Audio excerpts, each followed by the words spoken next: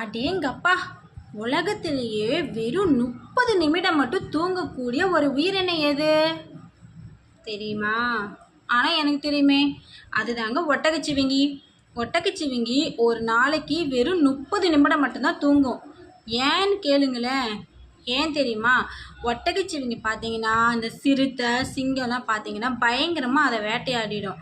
அதனால தான் அந்த அந்த சிறுத்தை சிங்கத்துக்கெல்லாம் பயந்து ஒட்டகச்சிவிங்கி தூங்கவே தூங்காதாம்மா.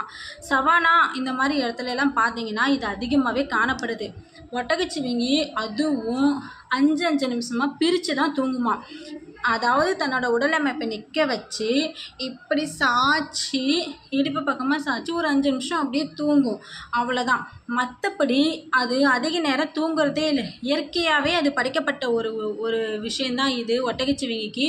அப்படி பார்த்தீங்கன்னா தன்னை தற்காத்து கொள்ளவும் பாதுகாத்து கொள்ளவும் அந்த ஒட்டகச்சிவிங்கி வந்துட்டு தூங்காமல் இருக்குது அப்படின்னு சொல்லப்படுறாங்க.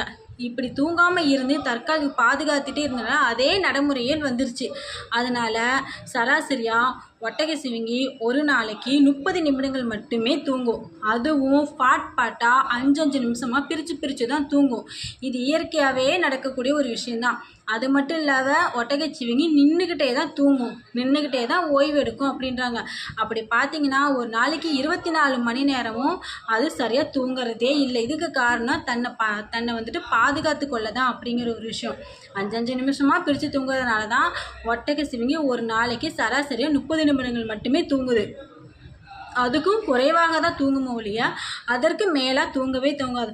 ஸோ இப்போ ஒரு உயிரினம் உலகத்திலேயும் வெறும் 30 நிமிடம் மட்டும் தான் தூங்குது அப்படின்னா அது என்னன்னா அது ஒட்டகச்சிவிங்கி.